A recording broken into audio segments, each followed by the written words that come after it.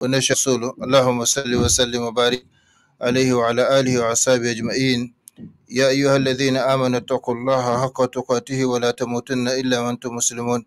يا أيها الناس اتقوا ربكم الذي خلقكم من نفس واحدة وخلق منها زوجها وبث منهما رجالا كثيرا ونساء واتقوا الله الذي تساءلون به والأرحام إن الله كان عليكم رقيبا. يا أيها الذين آمنوا اتقوا الله وقولوا قولا سديدا يصلح لكم أعمالكم ويغفر لكم ذنوبكم ومن يطع الله ورسوله فقد فاز فوزا عظيما. أما بعد فإن أصدق الحديث كتاب الله وخير الهدي هدي محمد صلى الله عليه وسلم وشر الأمور محدثاتها وكل دلالة في النار. ثم أما بعد chers frères et sœurs en islam, chers auditeurs de la radio Wadata, assalamu alaikum wa rahmatullahi ta'ala wa barakatuh. Soyez les bienvenus à l'écoute de cette émission islamique intitulée Spécial Ramadan 1444 à travers les ondes de la radio Wadata, la première radio digitale à Niamey. Je prie Allah subhanahu wa ta'ala de nous faire profiter tous ensemble de ces quelques instants que nous allons passer ensemble dans sa voie en vue de la recherche du savoir, donc dans sa voie de la recherche du savoir en vue de son application afin que ce savoir ne soit pas un argument.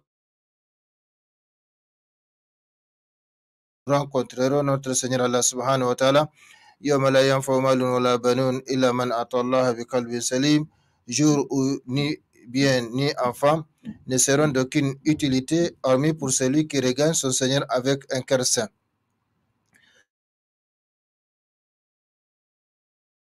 C'est de l'acquérir. La deuxième responsabilité, c'est de l'appliquer. La troisième responsabilité, c'est de le transmettre aux autres comme il nous a été transmis par les prédécesseurs, et ce, conformément à la recommandation de notre prophète bien-aimé Mohammed sallallahu alayhi wa sallam lorsqu'il dit « Ballighu anni walaw aya » transmettez de ma part ne serait-ce qu'un verset. Qu'Allah subhanahu wa ta'ala nous bénisse tous, qu'il bénisse nos vies, qu'il bénisse nos familles, qu'il bénisse nos enfants, qu'il bénisse nos œuvres, qu'il bénisse nos chers pays respectifs et leurs peuples, qu'il nous conforme davantage à sa sainte volonté partout et toujours. Qu'Allah subhanahu wa ta'ala accepte notre jeûne ainsi que nos autres bonnes actions que nous accomplissons dans ces mois de Ramadan et en dehors de ces mois. Ainsi dit, chers frères et sœurs en islam, le thème de cette émission est comment, parce que nous avons parlé des sagesses, des avantages, des mérites donc du jeûne dans les émissions précédentes. Il est tout à fait normal qu'on se pose la question de savoir comment bien jeûner pour mériter, donc pour avoir la possibilité d'acquérir, d'obtenir ces mérites, ces avantages que nous avons cités dans les émissions précédentes. Donc c'est l'objet de cette émission, comment bien jeûner pour pouvoir donc avoir la récompense d'Allah subhanahu wa ta'ala, l'appel récompense, parce que dans toute adoration, Allah subhanahu wa ta'ala a mis des conditions. L'adoration ne passe pas. Et il en va de même pour le jeûne. Donc, la louange appartient à Allah, Seigneur de l'univers, qui a dit dans son puissant et inattaquable livre, nous ne cessons de le répéter, cette prescription donc du jeûne aux croyants, on vous a prescrit le jeûne comme on l'a prescrit à ceux d'avant vous, ainsi vous atteindrez la piété. Ya ayyuhalladhina amanu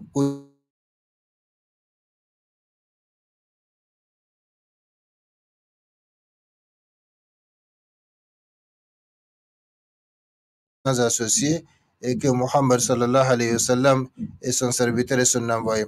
Qu'Allah lui accorde ses prières, son salut, ses miséricordes et ses bénédictions, ainsi qu'à sa sainte famille, à ses fidèles compagnons et à tous ceux qui emboîteront leur pas dans les chemins du bien jusqu'au jour de la résurrection. Chers frères et sœurs en islam, craignons ensemble notre Seigneur Allah subhanahu wa ta'ala et adorons-le comme il se doit. Nous serons bien heureux ici-bas et dans l'au-delà. Sachons ensemble que le mois de Ramadan symbolise le summum, donc le top de la miséricorde d'Allah subhanahu wa ta'ala, sa compassion, sa bienveillance, ses grâces et bienfaits à l'égard de ses serviteurs soumis, ceux qui vont donc observer ou ceux qui observent le jeûne. Donc, le mois de Ramadan symbolise le summum, c'est-à-dire le top de la miséricorde d'Allah, de sa compassion, de sa bienveillance, de ses grâces et bienfaits à l'égard de ses serviteurs soumis. C'est un mois dont l'importance, la place et la grandeur auprès d'Allah sont indescriptibles. Nul ne peut décrire en réalité la grandeur, la place et donc la valeur de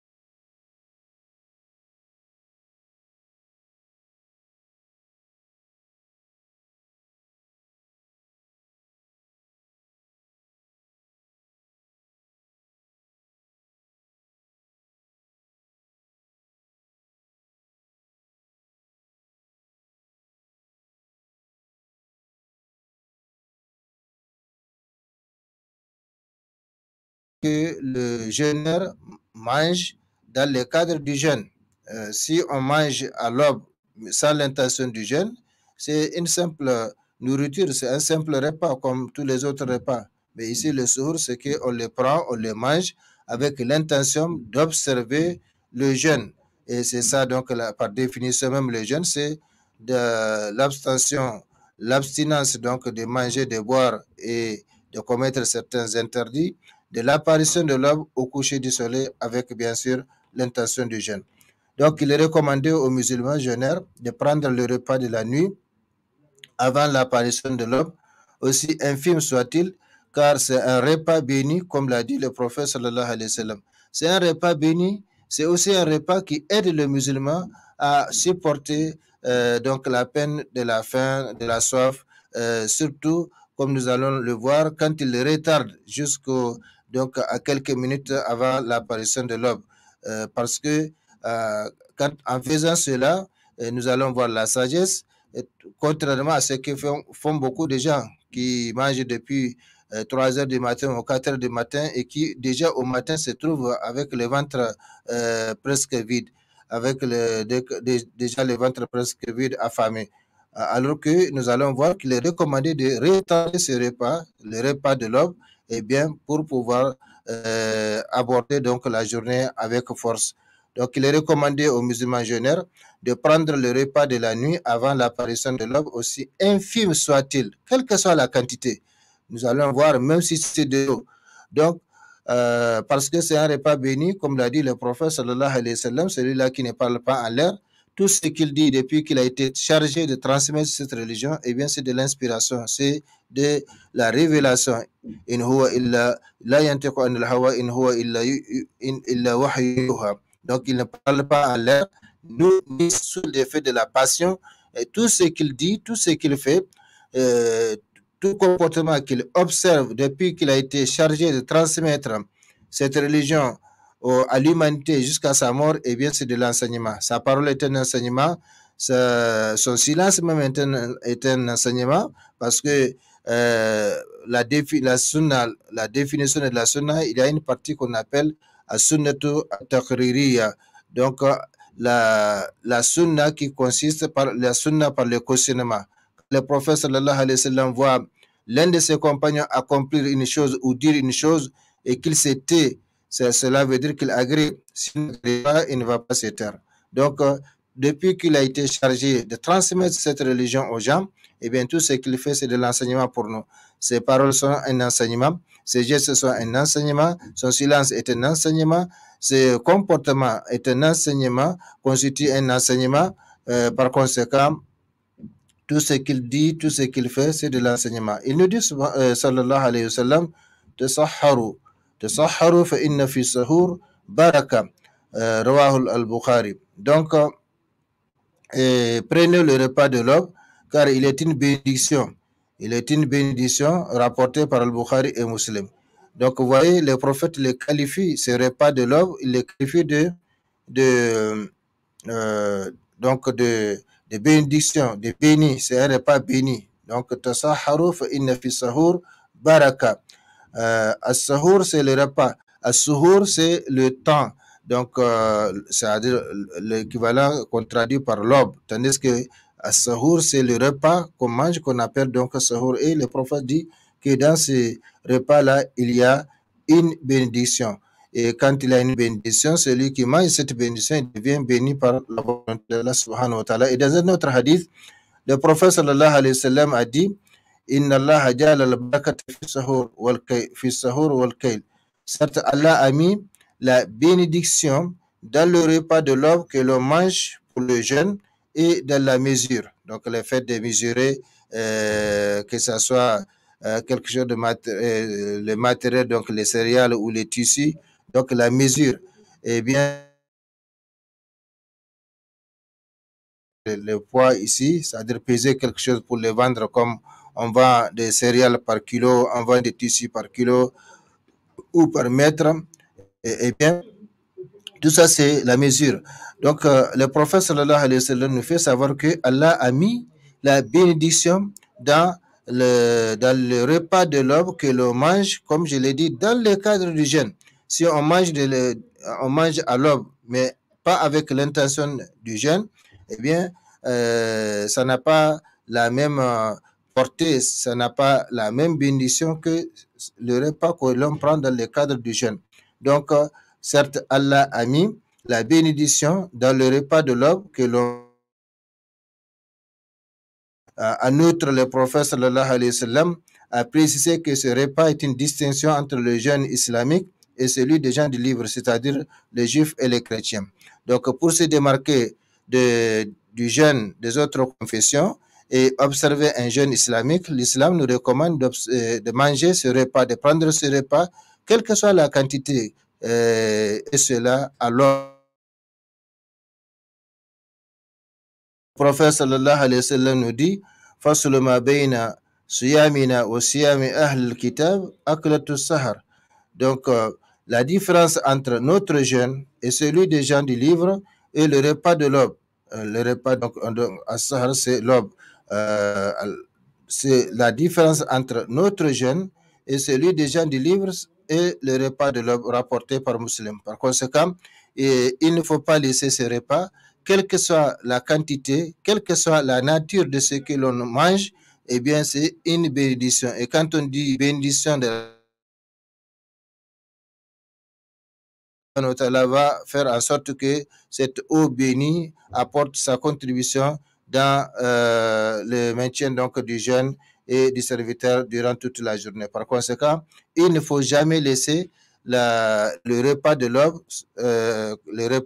que l'on prend dans le cadre du jeûne.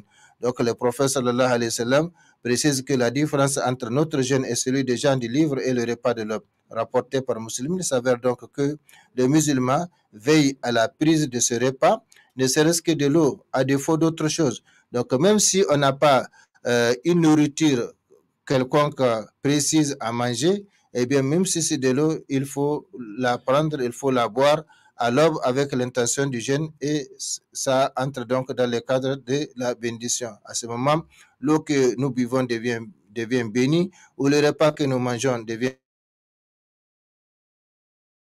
quelque chose, eh bien, il aura toujours son effet positif sur nous et sur notre comportement, sur notre jeûne, chers frères et sœurs en islam. Avant de continuer, nous allons prendre une petite pause, Inch'Allah.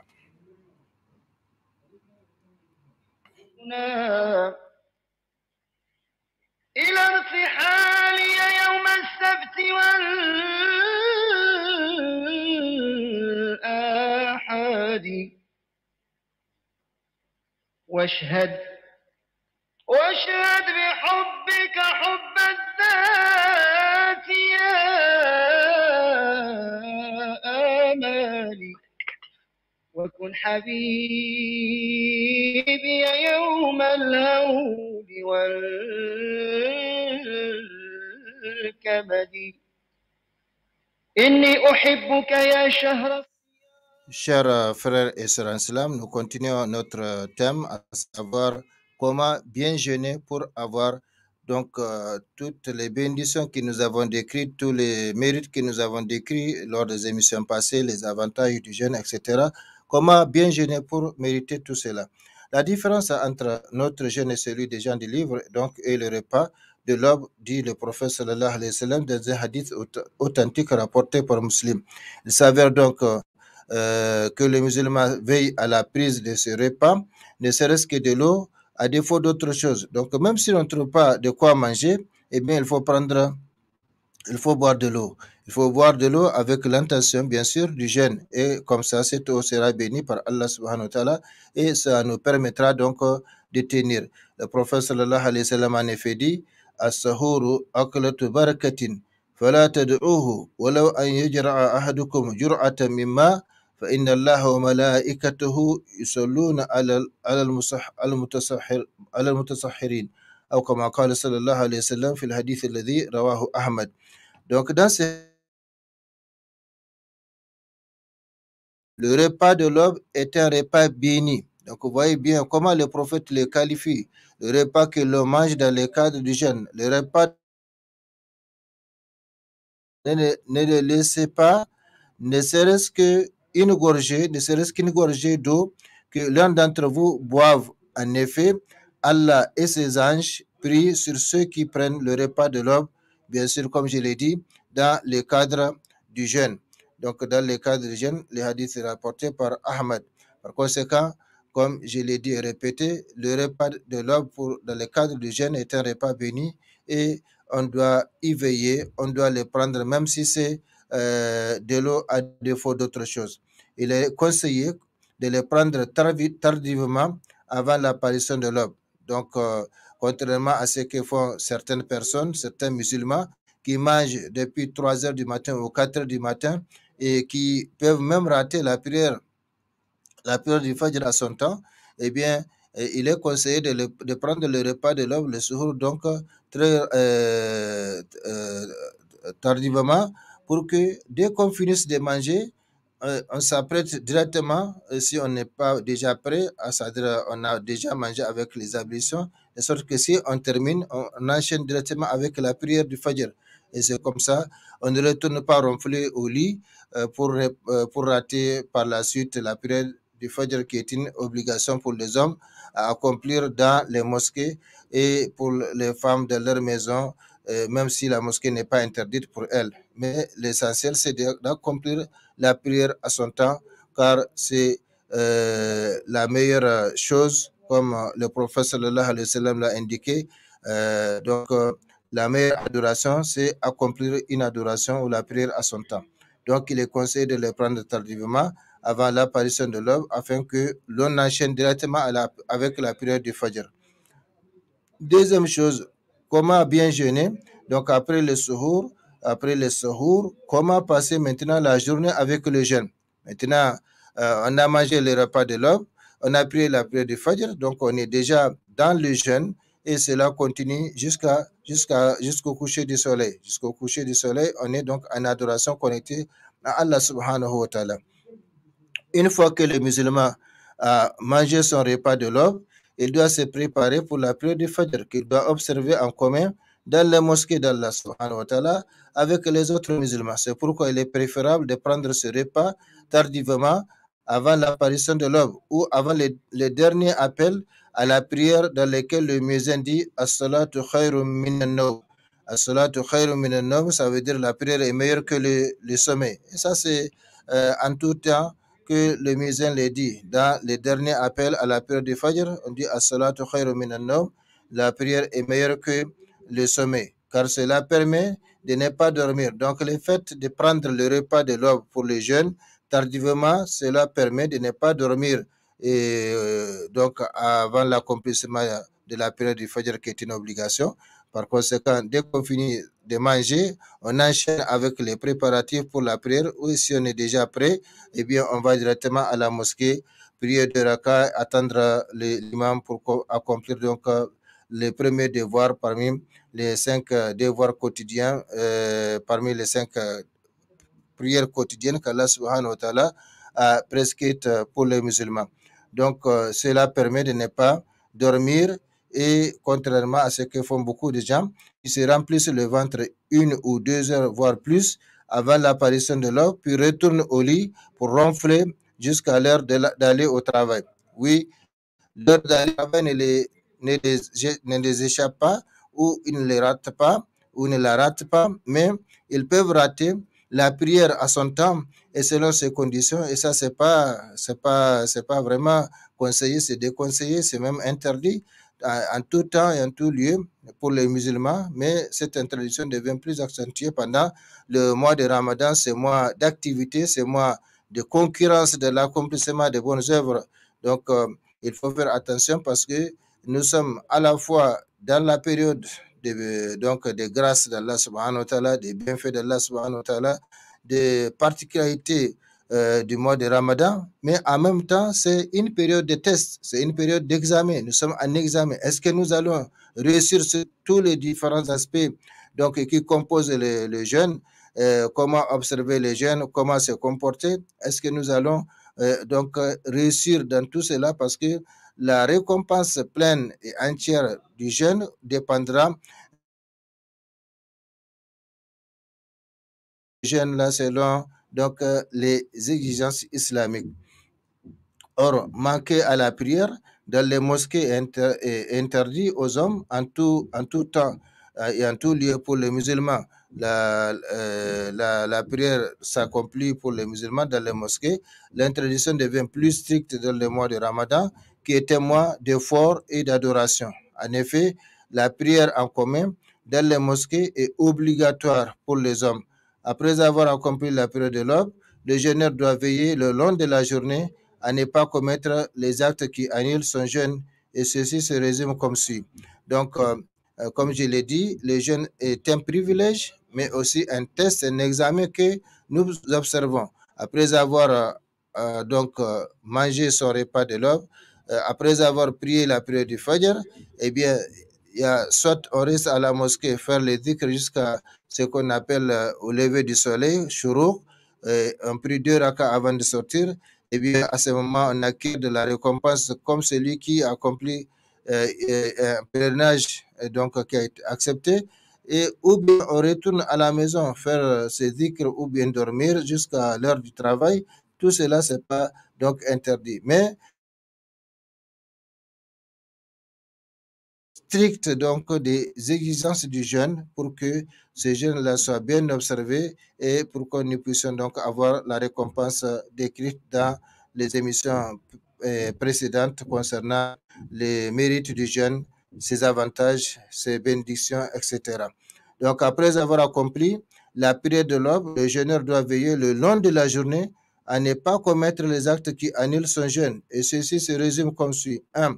Le manger. 2. Le boire, donc le fait de boire. Donc le fait de manger, le fait de boire, ce sont des actes interdits aux jeûneurs. Mais s'il les fait par oubli, donc quand les jeûneurs mangent par oubli ou ils boivent par oubli, le prophète sallallahu alayhi wa sallam lui dit, dit de continuer le jeûne, de ne pas le rompre parce que là, on n'est pas responsable. Donc, c'est l'oubli et cet oubli n'entache pas la validité du jeûne. Donc, celui qui a oublié de manger, celui qui a oublié et il a mangé pendant qu'il jeûne, ou celui qui a oublié et il a bu de l'eau alors qu'il jeûne, eh bien, l'islam lui dit de continuer son jeûne. Le jeûne est valable. Le jeûne est valable, sauf que il ne faut pas donc continuer à boire ou à manger une fois qu'on s'est rappelé qu'on est en train de jeûner. Donc, les interdits, le manger, le boire, les règles ou menstrues de la femme, les règles ou menstrues de la femme, c'est donc un cycle mensuel que les femmes qui n'ont pas encore atteint la ménopause voient chaque mois. Eh bien, quand ces menstrues viennent, eh bien, le jeûne de la femme est cassé et donc gâté. Si elle jeûne, si elle ne jeûne pas et que le ramadan est venu, eh bien, elle doit attendre sa période de pureté pour commencer à jeûner. Et si elle est en train d'observer le jeûne alors que les règles sont venues, eh bien, le jeûne est donc gâté. Il faut le rembourser plus tard, Inch'Allah. C'est le troisième parmi les actes qui annulent le jeûne.